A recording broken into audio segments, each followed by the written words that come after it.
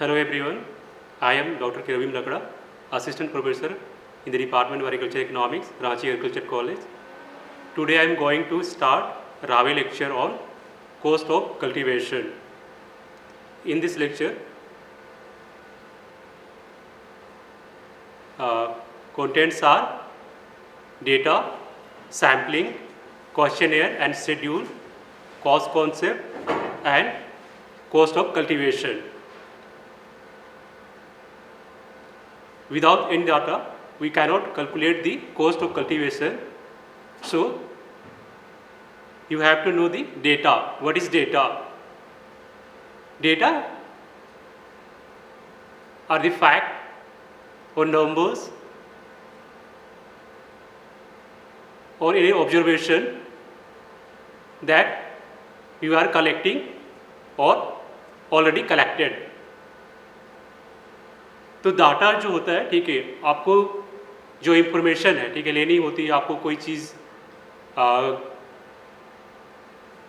Calculate करना होता है, ठीक है, जैसे कोस्ट ऑफ कल्टीवेशन में आप प्लाविंग का डाटा लेते हैं, ठीक है, आप में इसमें कितने लेबर्स लगे हैं, तो आपको डेटा, ये प्राइमरी डाटा होता है।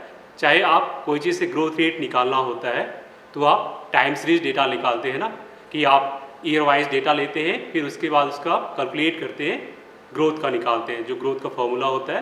तो डेटा आप जो ऑलरेडी कलेक्ट है वहाँ से लेते हैं या फिर आप खुद से लेते हैं। तो ये एक कोई फैक्ट्स होते हैं, ऑब्जर्वेशंस होता है या नंबर्स होते हैं। There are two types of data, first qualitative data and second quantitative data. तो क्वालिटेटिव डाटा जो होता है, ठीक है, it represents the descriptive numbers, means the data which describe the something like gender, इसमें होता है मेल फीमेल लेते हैं हम लोग, occupations, अगर फार्मर्स से हम लोग डेटा लेने जाते हैं तो उसका occupations लेते हैं, तो उसमें एग्रीकल्चर्स या एग्रीकल्चर्स के अलावा वो क्या क्या करता है, ठीक है, अगर रेस्पोंडेंट्स के पास जा रहे हैं, अगर वो फार्मर्स नहीं भी है तो किसी से लेना है हमको, तो उसका occupations है, तो हम लोग उसको और लेते हैं कि वो क्या है, सर्विस है, एग्रीकल्चर है या कोई इसका बिजनेस है, तो ये क्वालिटेटिव डाटा में आता है। या फिर आप उसको बोल सकते हैं, ठीक है, एजुकेशन लेवल वो कितना पढ़ा है, ठीक है, ये आपका क्वालिटेटिव डेटा में आता है।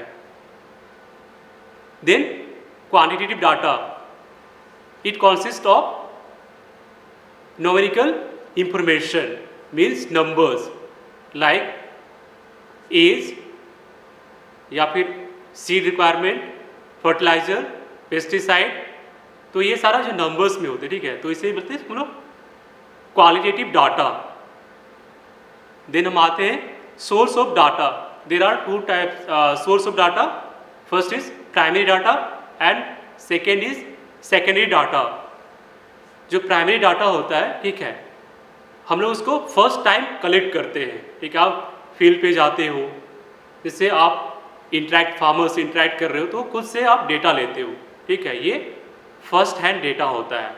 ओके, देन सेकेंडरी डाटा जो ऑलरेडी पब्लिश्ड होता है, ठीक है, जैसे पब्लिश्ड होता है आपका बुक्स में, जर्नल्स में, बुलेटिन में, गवर्नमेंट साइट्स में, तो ये ऑलरेडी पब्लिश्ड होता है। ये प्राइमरी डाटा से मिलके ये सेकेंडरी डाटा, अगर ये पब्लिश्ड हो गया तो ये सेकेंडरी डाटा हो जाता है। तो ये टू टाइप्स डेटा है, प्राइमरी एंड सेकेंडरी। प्राइमरी में आप डायरेक्ट आप फार्मर से जाके या किसी रेस्पोंडेंट से जाके आप खुद कलेक्ट करते हो, एंड देन सेकेंडरी जो पब्लिश्ड डाटा होता है। Now come to sampling. Sampling, तो सबसे पहले हम जानते हैं सैंपल आप कोई भी सबसे पहले आप सैंपल्स बारे में जानिए। सैंपल्स क्या होता है? सैंपल जिससे हम लोग डेटा कलेक्ट करते हैं, ठीक है, ये हम लोग अब आ रहे हैं प्राइमरी डाटा में, ठीक है, सेकेंडरी डाटा को भूल जाइए आप, प्राइमरी डाटा में। प्राइमरी डाटा के लिए हम लोग सैम्पलिंग करते हैं, ठीक है, तो सैम्पलिंग के लिए पहले जाने सैंपल हम लोग जिससे डेटा कलेक्ट करते हैं। ओके, तो इससे पहले हम जानेंगे सैंपल्स के लिए दो चीज़ जानना जरूरी है, एक पॉपुलेशन एंड देन सैंपल। तो पॉपुलेशन क्या होता है? Population represents the all the individual unit which you have to draw conclusion about. मतलब हम लोग उस पॉपुलेशंस के बारे में कोई चीज़ डिस्क्राइब करते हैं। ओके, लाइक आपका to study the socio economic characteristics of the farmers in Jharkhand. तो झारखंड बोले तो ये पॉपुलेशन में हो गया, लेकिन पूरे झारखंड के फार्मर्स का हम लोग सोशियो इकोनॉमिक कैरेक्टरिस्टिक्स नहीं निकाल सकते सारे इंडिविजुअल को लेके, ठीक है। तो हम लोग इसके लिए हम लोग उसे सैम्पलिंग करते हैं, ठीक है। तो हम लोग सैंपल सेलेक्ट करते हैं। तो सैंपल क्या होता है? सैंपल हम लोग पॉपुलेशन से ड्रॉ करते हैं, जिससे हम लोग डेटा लेते हैं। तो sampling is the technique for selecting the individuals, ठीक है। तो ये टेक्निक है कि हम सैंपल को किस तरह से सिलेक्ट कर रहे हैं। तो there are two types of sampling. First is probability sampling and second is non probability sampling.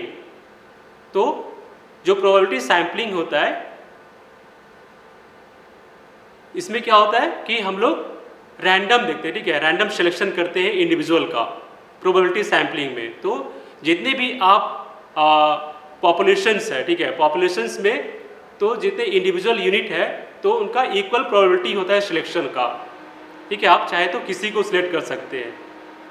But in case of non probability sampling, ठीक है, तो इसमें नॉन रैंडम सिलेक्शन होता है ऑन द बेसिस ऑफ कॉन्वेनियंस या पर्पस, ठीक है। आप किसी पर्पस के लिए सिलेक्ट करते हो या फिर आपको जैसा इजी पड़ रहा है उस टाइप का आप उनसे डाटा कलेक्ट कर रहे हो। जैसे आप कोई डाटा लेना है पूरे रांची में, ठीक है, रांची का फार्मर्स के लेना है, तो आप जहाँ पे रहते हो तो वो आसपास में जो विलेज है तो आप वहाँ से डाटा लोगे, ना कि आप दूर जाके लोगे, ठीक है। तो ये कॉन्वेनियंस के बेसिस पे ले रहे हो, तो ये आपका नॉन प्रोबेबिलिटी सैम्पलिंग हो गया। ओके, देन हम आते हैं जो प्रोबेबिलिटी सैम्पलिंग है, ये 4 टाइप्स के होते हैं। First simple random sampling. तो सिंपल रैंडम सैम्पलिंग में क्या होता है कि इसमें जो भी आप चूज करते हो, किसी विलेज को चूज किए तो विलेज में जितना भी फार्मर्स है, अगर मानते हैं उसमें 200 फार्मर्स है, तो 200 फार्मर्स का तो हर एक इंडिविजुअल का जो सिलेक्शन का प्रोबेबिलिटी होता है वो सेम होता है, चाहे आप किसी को सिलेक्ट कर सकते हो, ठीक है। तो इसको हम बोलते हैं सिंपल रैंडम सैम्पलिंग। सेकेंड आता है सिस्टेमेटिक सैम्पलिंग। सिस्टेमेटिक सैम्पलिंग में क्या होता है, ये भी रैंडम सैम्पलिंग का ही पार्ट्स है, ठीक है। तो इसमें क्या करते हैं, अगर किसी विलेज में 200 फार्मर्स है तो 200 फार्मर्स का हम एक लिस्ट बनाते हैं, ठीक है। अगर हम 200 में 20 का हमको सैम्पलिंग करना है, 20 सैंपल लेना है, 20 फार्मर्स से हमको सैंपल कलेक्ट करना है, तो क्या करते हैं, हम इसका लिस्ट बनाते हैं। लिस्ट के बाद में आपको 200 लेना है तो 200 में 20 लेना है, ठीक है। तो इसमें हम लोग जैसे लेंगे 10, 20, 30, 40 लिस्ट से, ठीक है। तो लिस्ट से हम लोग ले रहे हैं तो वो 20 हो रहा है, तो हम लोग बोलते हैं इसको सिस्टमेटिक सैम्पलिंग बोलते हैं इसको। देन हम लोग आते हैं स्ट्रैटिफाइड सैम्पलिंग। स्ट्रैटिफाइड सैम्पलिंग में जो भी आपका पॉपुलेशन है, पॉपुलेशन में को हम लोग डिवाइड करते हैं, ठीक है, स्ट्रैटा में या सब ग्रुप में, ठीक है। स्ट्रैटा में से डिफरेंट स्ट्रैटा हो सकते हैं, सब ग्रुप हो सकते हैं, हम लोग डिवाइड करते हैं इसको। जैसे हम लोग झारखंड में हम लोग डिस्ट्रिक्ट में डिवाइड कर दिए, ओके, डिस्ट्रिक्ट में डिवाइड कर दिए। फिर डिस्ट्रिक्ट से हम लोग हर एक जो भी डिस्ट्रिक्ट है, जो स्ट्राटा है, सब ग्रुप है, वहाँ से जो सेम नंबर्स हो, जो इंडिविजुअल्स होता है, रिस्पोंडेंट्स होता है, वो हर एक स्ट्राटा से या सब ग्रुप से या डिस्ट्रिक्ट से कलेक्ट करते हैं हम लोग। तो हम लोग बोलते हैं इसको स्ट्रैटिफाइड रैंडम सैम्पलिंग या स्ट्रैटिफाइड सैम्पलिंग बोलते हैं इसको, ठीक है। हर एक जो स्ट्राटा में डिवाइड किए हैं, सारे स्ट्राटा से हमको रेस्पोंडेंट लेना है और इक्वल नंबर लेना है। हम लोग यहाँ डिस्ट्रिक्ट में डिवाइड किए इसको। अगर कोई लोकेशन है तो लोकेशन में भी ईस्ट, वेस्ट, नॉर्थ, साउथ करके भी हम लोग इसको स्ट्राटा में डिवाइड कर सकते हैं, ठीक है। और वहाँ से हम लोग हर एक जोन से हम लोग सैंपल कलेक्ट करते हैं, ठीक है। वहाँ से हम लोग सैंपल से जो भी हम रिस्पोंडेंट है वहाँ से इंफॉर्मेशन कलेक्ट करते हैं। देन हम लोग आते हैं क्लस्टर सैम्पलिंग। क्लस्टर सैम्पलिंग में इसमें भी जो भी पॉपुलेशंस होता है, ठीक है, उसको हम लोग क्लस्टर में या सब ग्रुप में डिवाइड करते हैं, ठीक है। जो भी क्लस्टर हम लोग या सब ग्रुप डिवाइड किए हैं वो जो भी पॉपुलेशन का है कैरेक्टरिस्टिक्स है वो सारे में सेम होना चाहिए, ठीक है। ऐसा ना कि जो कैरेक्टरिस्टिक्स का चेंज हो जाए, ठीक है। तो जो भी अपना सब ग्रुप बनाए हैं तो वो सारे रिप्रेजेंट करता है पॉपुलेशंस को। तो जो भी आपका सब ग्रुप है या क्लस्टर है तो हमें उसमें एक सब ग्रुप या क्लस्टर को लेते हैं, फिर वहाँ से सारे का सैंपल लेते हैं हम लोग। सारे का मतलब जितना भी सब ग्रुप है वहाँ से नहीं, बस एक सब ग्रुप या क्लस्टर है उसमें जो सैंपल है मेरा सारे का हम लोग वहाँ से सैम्पलिंग करते हैं, वहाँ के रिस्पोंडेंट का हम लोग डेटा लेते हैं, ठीक है। तो हम लोग इसको बोलते हैं क्लस्टर सैम्पलिंग। क्लस्टर में जो सब ग्रुप है एक सब ग्रुप से लेते हैं, वही स्ट्रैटिफाइड में जो भी सब ग्रुप है सबसे लेते हैं, ठीक है। ये डिफरेंस है स्ट्रैटिफाइड और क्लस्टर में। देन हम लोग आते हैं non probability sampling. Non probability sampling को भी 4 पार्ट्स में डिवाइड किया गया है। First convenience sampling. Convenience sampling में जैसे नाम से हो जा रहा है, जैसे आपको बोले जो आपको इजी पड़े, आप जहाँ पे हो, जहाँ पे आपका घर है, ठीक है, तो वहाँ आसपास से विलेज से आप इंफॉर्मेशन ले लेते हो ताकि आपका ट्रांसपोर्टेशन कॉस्ट बचेगा, ठीक है। तो आपको जो कन्वीनियंट लग रहा है तो वहाँ से आप डेटा ले रहे हो, तो इसको हम लोग बोलते हैं कन्वीनियंस सैम्पलिंग।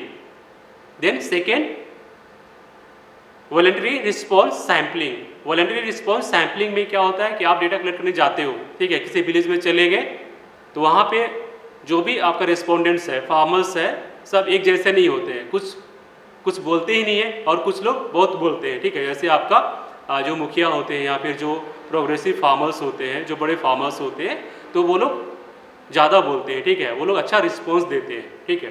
तो हम लोग वैसे फार्मर्स को सिलेक्ट करते हैं जो ज़्यादा बोलते हैं आपको, जो विदाउट हेसिटेशन आपको रिप्लाई करते हैं, ठीक है, आपसे बात करते हैं, इंफॉर्मेशन देते हैं। क्योंकि कुछ फार्मर्स ऐसे भी होते हैं जो आपको ढंग से रिप्लाई नहीं देते हैं, ठीक है। तो इसको हम लोग बोलते हैं voluntary response sampling. Then third है पर्पसिव सैम्पलिंग। पर्पसिव सैम्पलिंग में क्या होता है कि आप किसी पर्पज से सैम्पलिंग करते हैं, ठीक है। लाइक आपका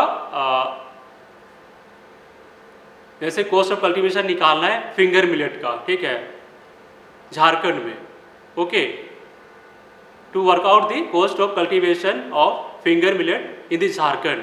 तो उस केस में क्या है कि हम लोग फिंगर मिलेट देख रहे हैं, तो झारखंड में सारे जगह फिंगर मिलेट नहीं होते हैं, तो हम लोग इसमें चूज करेंगे डिस्ट्रिक्ट्स, ठीक है। डिस्ट्रिक्ट चूज करते हैं जैसे हायर प्रोडक्शन कहाँ पे हो रहा है, तो हम लोग इसमें सिलेक्ट करते हैं कि हमको झारखंड में जैसे 24 डिस्ट्रिक्ट है, तो 24 डिस्ट्रिक्ट में हमको 8 डिस्ट्रिक्ट सिलेक्ट कर रहे हैं, ठीक है। तो 8 डिस्ट्रिक्ट सिलेक्ट करने के लिए जो हाईएस्ट प्रोडक्शन है, ठीक है, फिंगर मिलेट्स का, तो top highest production 8 top highest producing districts are selected, ठीक है।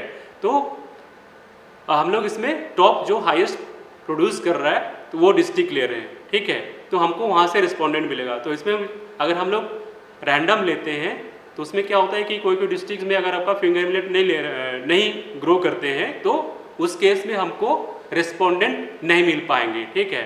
तो फिंगर मिलेट का रिस्पोंडेंट नहीं मिल पाएंगे तो मेरा जाना उनसे बेकार हो जाएगा, वो लोग कोई रिप्लाई नहीं कर पाएंगे, हमको इन्फॉर्मेशन कलेक्ट नहीं हो पाएगा। तो ऐसे केसेस में हम लोग पर्पसिव सैम्पलिंग यूज़ करते हैं, ठीक है। और जो भी हम लोग यहाँ पे सैम्पलिंग करते हैं, ठीक है, जैसे हम लोग डिस्ट्रिक्ट की बात किए, यहाँ पे 24 डिस्ट्रिक्ट्स है, तो हम लोग 8 सिलेक्ट किए। तो ऐसे केसेस में जो सैम्पलिंग करते हैं तो हम लोग 1/3 चूज़ करते हैं, ओके। जैसे 24 है तो 8 लिए हम लोग 1/3 डिस्ट्रिक्ट, ओके। देन आते हैं स्नोबॉल सैम्पलिंग। स्नोबॉल सैम्पलिंग और सैम्पलिंग में क्या होता है कि जैसे आपको कोई फिशरीज फार्मर्स का स्टडी करना है, तो फिशरीज फार्मर्स सारी जगह नहीं मिलेंगे, ठीक है, बहुत कम रहते हैं। तो उस केस में ये जो स्नोबॉल सैम्पलिंग होता है वो इजी होता है, ठीक है। आप किसी एक को पकड़ लीजिए, ठीक है, जो फिशरीज फार्मिंग करता है, ठीक है, फिशरीज फार्मिंग वहाँ से डेटा कलेक्ट कर लिए, फिर जो फिशरीज फार्मर्स है उससे आप पूछिए कि आसपास में और कौन ऐसे फार्मर्स हैं जो फिशरी करते हैं, ठीक है, फिशरी फार्मर्स है। तो वहाँ से हमको इन्फॉर्मेशन मिला, तो फिर उनके पास गए, फिर उनसे और दूसरे के बारे में पता किए, तो फिर वहाँ जाके हम लोग वो डेटा लिए, ठीक है। तो हम लोग ऐसे जो सैम्पलिंग करते हैं इसको हम लोग बोलते हैं स्नोबॉल सैम्पलिंग। तो हम लोग सैम्पलिंग इसलिए कर रहे हैं क्योंकि हमको डेटा लेना है, डेटा लेने के लिए प्रोसीजर है, डेटा जैसे हम लोग कॉस्ट ऑफ कल्टीवेशन निकालना है, तो कॉस्ट ऑफ कल्टीवेशन निकालने के लिए हमको डेटा चाहिए होता है। तो डेटा कैसे आएगा, ठीक है, हम लोग कैसे चूज करेंगे, विलेज कैसे या फार्मर्स कैसे चूज करेंगे, ठीक है। जैसे झारखंड का पॉपुलेशन दिया गया है, तो झारखंड पॉपुलेशन है, तो आप रेस्पोंडेंट कैसे सिलेक्ट करेंगे, तो ये मेथड्स होते हैं सैम्पलिंग के, ठीक है। तो इसी के थ्रू हम लोग जाते हैं रेस्पोंडेंट के पास में, फार्मर्स के पास में। देन हम लोग आते हैं क्वेश्चनियर एंड शेड्यूल, ठीक है। ये जो होता है क्वेश्चनियर एंड शेड्यूल जो होता है, तो ये इंफॉर्मेशन कलेक्ट करने के लिए होता है, ये इंस्ट्रूमेंट होता है या फिर, ठीक है, ये टूल्स होता है, ठीक है, जिसके द्वारा हम लोग इंफॉर्मेशन, ये डेटा कलेक्ट करते हैं। ओके, तो क्वेश्चनियर और शेड्यूल लगभग सेम होते हैं, इसमें सेट ऑफ क्वेश्चंस होते हैं जिससे आप डेटा कलेक्ट करते हो। But in case of questionnaire, questionnaire में क्या करते हैं, आप सेट ऑफ क्वेश्चंस बना दिए हैं, ठीक है, उसके बाद आप सेट ऑफ क्वेश्चंस को भेजते हो रेस्पोंडेंट के पास में, ठीक है, रेस्पोंडेंट के पास में बाय मेल या बाय पोस्ट भेजते हो। भेजने के बाद वहाँ पे जो रेस्पोंडेंट है वो फिल करता है, देन इन्वेस्टिगेटर जो होता है उनको वापस रिटर्न करता है, या फिर जो इंटरव्यूअर होता है या इन्वेस्टिगेटर होता है वो रिटर्न करता है, वो खुद से भरता है जो रिस्पोंडेंट है, या फार्मर जिसे फार्मर्स है तो फार्मर्स भरेगा, आपको दे दिया गया है क्वेश्चन, फार्मर्स भरेगा फिर आपको रिटर्न करेगा।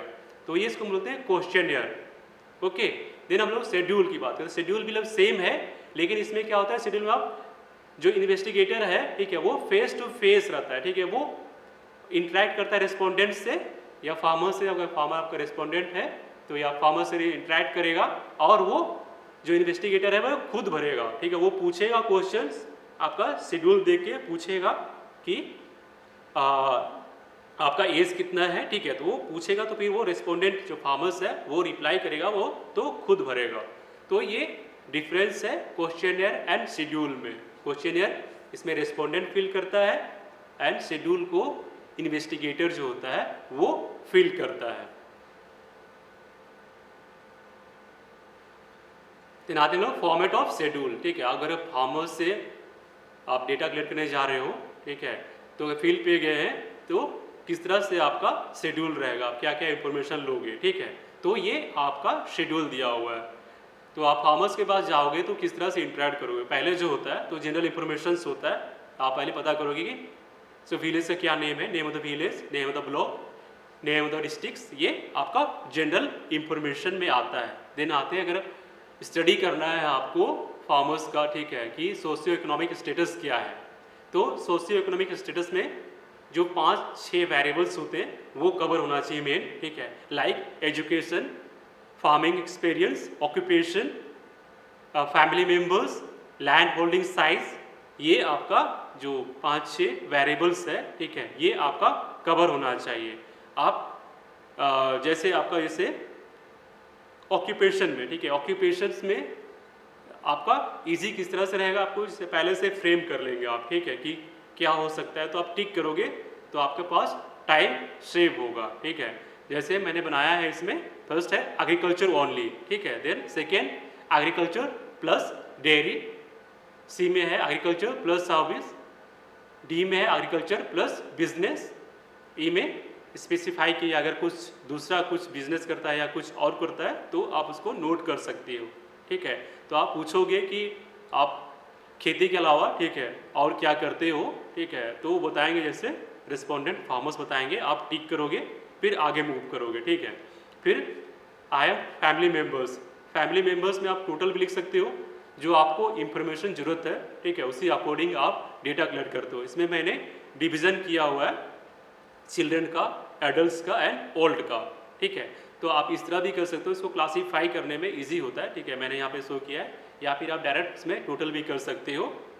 Okay, then land holding size, उसके पास कितना लैंड है, ठीक है, अपना कितना है, कितना लीज इन पे लिया है, कितना लीज आउट किया है, ये आपके इंफॉर्मेशन, ठीक, आपको जो जरूरत है उस अकॉर्डिंग आप कलेक्ट करते हो। देन आते हैं हम लोग कॉस्ट कॉन्सेप्ट। कॉस्ट कॉन्सेप्ट इसलिए कि आपको कॉस्ट ऑफ कल्टीवेशन निकालना है ना, ठीक है, तो आपको जानना जरूरी है कॉस्ट ऑफ कल्टीवेशन के लिए कॉस्ट कॉन्सेप्ट क्या होता है, क्योंकि हम लोग उसी अकॉर्डिंग कॉस्ट ऑफ कल्टीवेशन निकालते हैं। तो कॉस्ट कॉन्सेप्ट जो है, ठीक है, ये commission for agriculture cost and prices है, उन्होंने दिया है जो 7 कॉस्ट है, cost A1, cost A2, cost B1, cost B2, cost C1, cost C2 and cost C3, ठीक है, ये CACP के द्वारा दिया गया है, ठीक है। तो हम लोग इसी बेस पे हम लोग कॉस्ट ऑफ कल्टीवेशन निकालते हैं, ठीक है। और जो मेरा MSP होता है, जो मिनिमम सपोर्ट प्राइस है, इसी बेस पे कैलकुलेट किया जाता है, जो मिनिमम सपोर्ट प्राइस है CACP द्वारा किया जाता है, ठीक है, जो अभी 23 क्रॉप्स को के लिए MSP डिसाइड करता है। तो मेरा जो CACP है, ठीक है, इसी कॉस्ट बेस पे, कॉस्ट कॉन्सेप्ट बेस पे डिसाइड करता है। इसमें जो MSP डिसाइड होता है वो cost A2 plus imported value of family labour, जो फैमिली लेबर है कॉस्ट A2 में जोड़ के अभी जो रनिंग है उसमें निकाला जा रहा है, MSP फिक्स किया जा रहा है उस कॉस्ट पे, ठीक है। लेकिन जो एक कमेटी बनी थी, ठीक है, स्वामीनाथन कमेटी 2004 में, ठीक है, उन्होंने कमेटी बनाई थी इसी की स्टडी के लिए जो MSP पे। तो उन्होंने 2006 में रिपोर्ट सबमिट किया, ठीक है, और रिकमेंड किया कि जो MSP जो डिसाइड होनी चाहिए वो कॉस्ट C2 पे होनी चाहिए, ठीक है। लेकिन अभी तक इसको इम्प्लीमेंट नहीं किया गया है। अभी तक कॉस्ट A2 प्लस FM जो फैमिली लेबर है उसी बेस पे MSP डिसाइड कर रहे हैं, ओके। तो आते हैं कॉस्ट A1। कॉस्ट A1 में क्या क्या इंक्लूड होता है, इसमें जितने भी आपका वेरिएबल कॉस्ट हैं, ठीक है, सारे जुड़े होते हैं, ठीक है, एक्सेप्ट जो फैमिली लेबर होता है, ओके। तो इसमें क्या क्या होता है, ठीक है, जो hired family labour, hired human labour है, वैल्यू ऑफ हायर्ड या own bullock labour, value of own या hired machine labour, value of seed, value of insecticide and pesticide, value of manure, value of fertiliser, depreciation of on implements and farm building, irrigation charges, land revenue, cess या other taxes and interest on working capital and miscellaneous expenses. तो ये सारे cost A1 में add होते हैं, ठीक है। इसमें डिप्रिसिएशन भी अगर कोई आप इम्प्लीमेंट्स यूज़ करते हैं, अगर आपके पास में ट्रैक्टर है, ठीक है, तो ट्रैक्टर में आपका डिप्रिसिएशन इसमें ऐड होता है, ओके। या फिर फार्म बिल्डिंग है तो डिप्रिसिएशन निकालने का जो मेथड्स है डिप्रिसिएशन का, उसी बेस पे हम लोग डिप्रिसिएशन यहाँ निकालते हैं, ठीक है।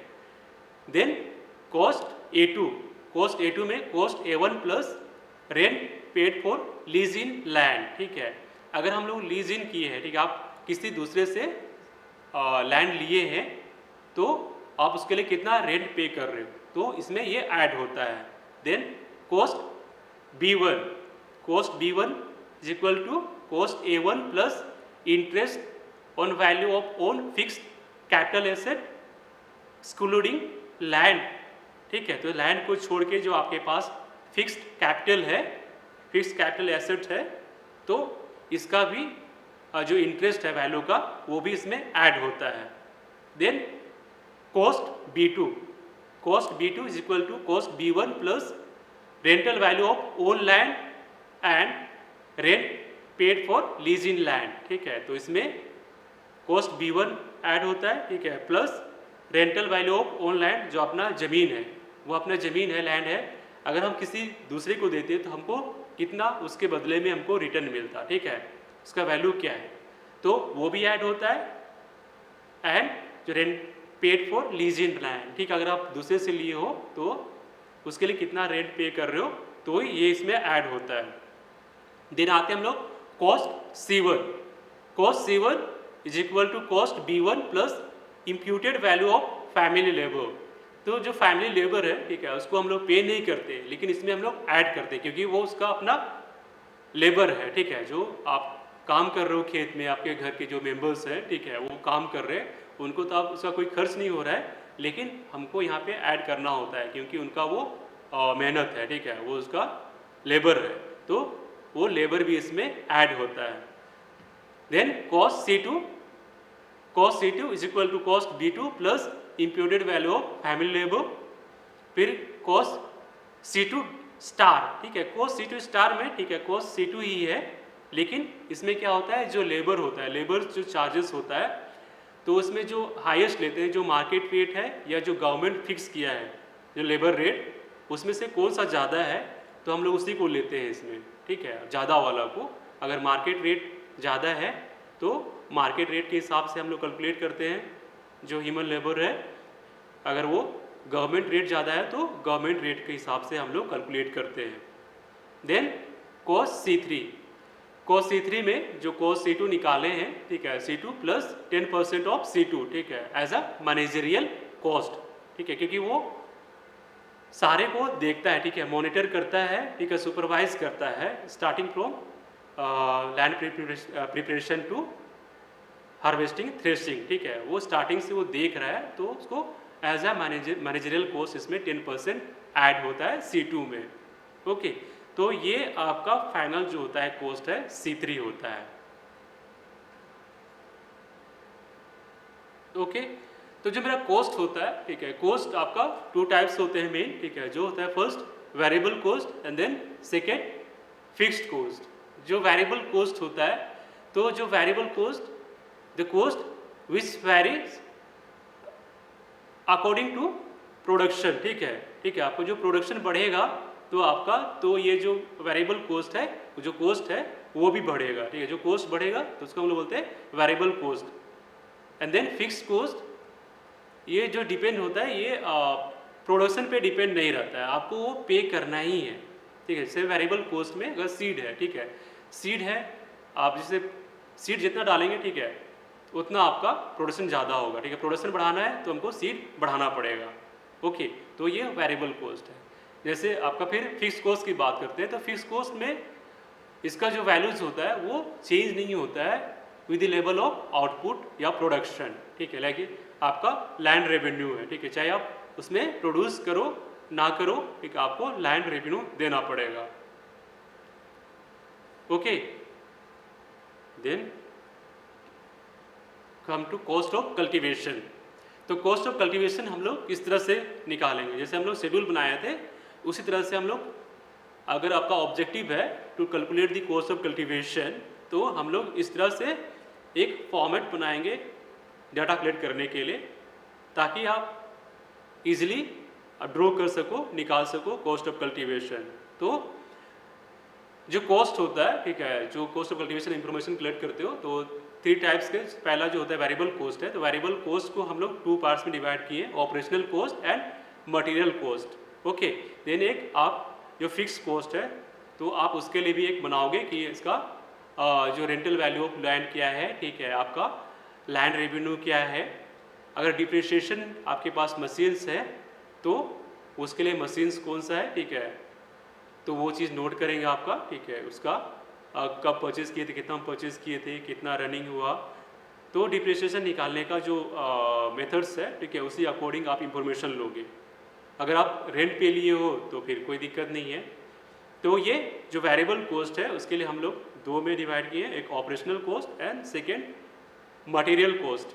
तो ऑपरेशन कॉस्ट में क्या होता है, जो भी ऑपरेशंस है, इसमें जैसे हम लोग ले रहे हैं पैडी या वीट के ले रहे हैं, ठीक है, जो ऑपरेशंस है, जैसे आपका प्लाउइंग है, हैरोइंग है, लेबलिंग है, मैन्योरिंग, शोइंग या transplanting, fertiliser application, irrigation, interculture operation, इसमें हम लोग वीडिंग करते हैं, ठीक है, स्प्रेइंग, जो आपका इंसेक्टिसाइड पेस्टिसाइड है, स्प्रे करते हैं, हार्वेस्टिंग, थ्रेसिंग, या और भी कोई आपके पास ऑपरेशंस है तो वो भी आप लिख सकते हो, starting from land preparation to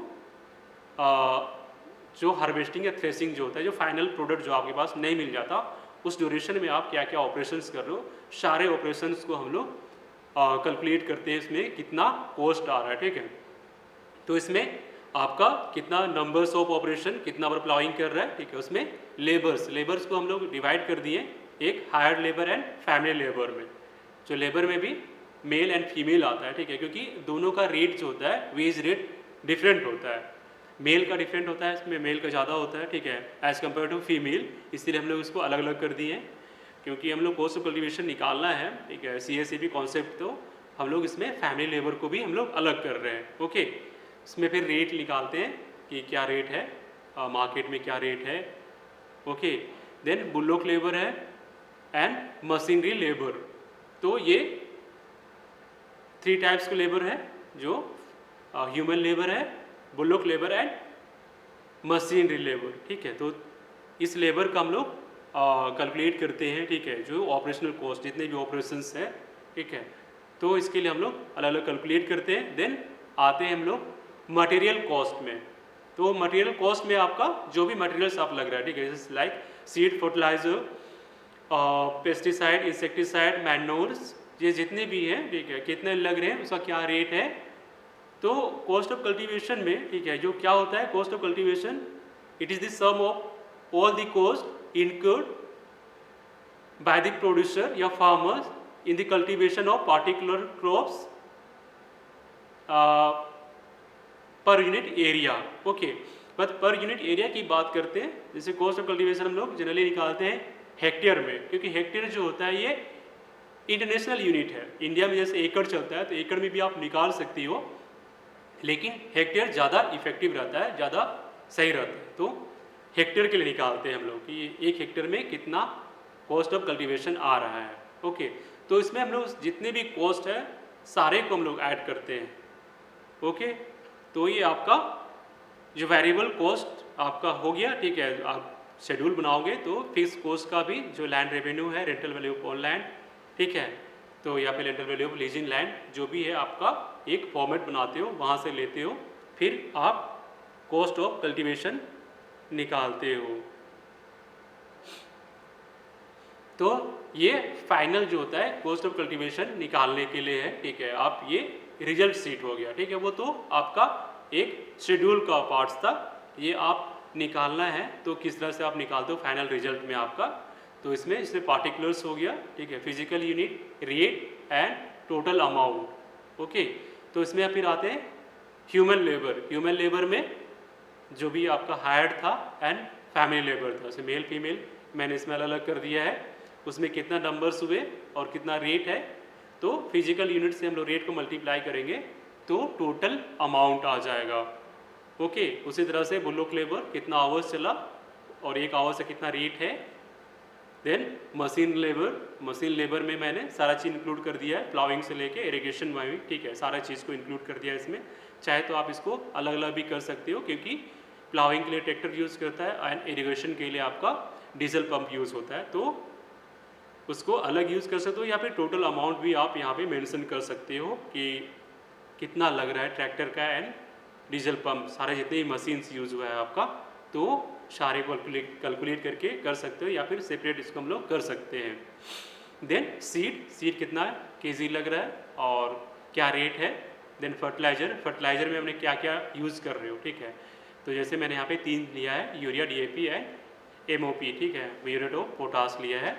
या फिर आप कुछ अलग चीज़ डालना चाहते हो, ठीक है, डालते हैं फार्मर्स वहाँ पे, तो वो भी नोट कर सकते हैं आप लोग, ठीक है, कि क्या क्या यूज़ कर रहा है फार्मर्स और कितने क्वांटिटी में यूज़ कर रहा है एंड उसका रेट क्या है, ठीक है। तो उस बेसिस पे आप यहाँ पे कैलकुलेट करेंगे फर्टिलाइजर्स का।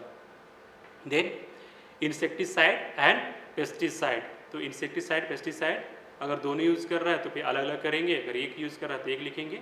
जो भी कर रहा है आपको यहाँ पे शो करना पड़ेगा, जो फार्मर्स यूज़ कर रहा है सारे को नोट करते हैं हम लोग। फिर इसका हम लोग निकालते हैं, सब टोटल निकालते हैं, ठीक है। देन सब टोटल निकालने के बाद में इसका interest on working capital at the rate of यहाँ 7% पर एनम लिए हैं हम, ठीक है। तो 7% यहाँ पे लिए हैं। ये जो रेट है ये बैंक रेट के अकॉर्डिंग होता है, जो बैंक रेट होता है वो चीज़, क्योंकि आप जो ये आपका वर्किंग कैपिटल है, ठीक है, अगर हम लोग इसको यूज़ करते तो हमको इतना का उस ड्यूरेशन के बाद में, जैसे कोई भी क्रॉप्स है, ये जैसे पैडी है या फिर वीट है, तो जनरली ये 4 मंथ्स क्रॉप्स होते हैं। ओके तो 4 मंथ्स में आपका कितना और गेन होता अगर हम बैंक में डिपॉजिट करते ये पैसा को, जैसे आपने इसमें सीड खरीदा, ठीक है, फर्टिलाइज़र खरीदा, जो भी किया था, ठीक है, यूज़ किया इसमें, तो ये चीज़ को अगर हम किसी बैंक में रखते तो कितना हमको रिटर्न मिलता, उसी को कंपनसेट करने के लिए हम लोग इसमें ऐड करते हैं, ठीक है, interest on working capital at the rate of जो बैंक रेट है पर एनम, ठीक है, पर एनम। तो हम लोग पर एनम जो है 7% है, तो लेकिन हम लोग सीजन के लिए निकाल रहे हैं, तो सीजन के लिए निकाल रहे हैं तो हम लोग फिर इसका 4 मंथ्स के लिए तो 3 से डिवाइड करना पड़ेगा, जो भी आपका सब टोटल आया, ठीक है, 7% निकालने के बाद फिर से अगेन इसको हम लोग 3 से डिवाइड करेंगे, या फिर अगर वो लगता है कि 6 मंथ क्रॉप है तो फिर हम लोग 6 से मतलब 2 से डिवाइड करेंगे, हाफ ईयर। ओके, तो हम लोग इसमें इंटरेस्ट ऐड करते हैं, देन आपका आता है ये टोटल वर्किंग कॉस्ट, इसमें सब टोटल को and interest on working capital को ऐड करेंगे तो ये टोटल वर्किंग कैपिटल होगा, ठीक है। टोटल वर्किंग कैपिटल जो होता है ये variable cost, total variable cost के इक्वल होता है। ओके, देन हम लोग इसे लिखे हैं कि जो फिक्स्ड कॉस्ट है आपका, जैसे लैंड रेवेन्यू हो गया, rental value of own land, rental value of leasing land. तो ये जो करते हैं हम लोग, ठीक है, कॉस्ट ऑफ कल्टीवेशन निकाल रहे हैं, एक फार्मर से नहीं लेते हैं, ठीक है, ये बहुत सारे फार्मर से, रिस्पोंडेंट से हम लोग कलेक्ट करते हैं, सैंपल कलेक्ट करते हैं, उसके बाद हम लोग इसका एवरेज लेते हैं, ठीक है। तो कोई फार्मर्स लीजिंग लेगा, ठीक है, कुछ लोग तो बस अपना ही जो ओन लैंड है उसी में करता है तो ये उसके बाद में टोटल करने के बाद में फिर हम लोग उसका एवरेज लेते हैं, ठीक है, एवरेज डेटा यहाँ पे हम लोग पुट करते हैं। देन लास्ट में आपका आता है, फिर टोटल फिक्स्ड कॉस्ट कर दिए इसका, फिर लास्ट में आपका कॉस्ट ऑफ कल्टीवेशन, ठीक है, cost of cultivation is equal to total variable cost plus total fixed cost, जो ऐड करेंगे हम यहाँ पे वो आपका कॉस्ट ऑफ कल्टीवेशन होगा, which is equal to cost C2, ठीक है, ये C2 के बराबर होता है, ठीक है। कॉस्ट ऑफ कल्टीवेशन जो निकाला, total variable cost plus total fixed cost which is equal to cost C2, ठीक है।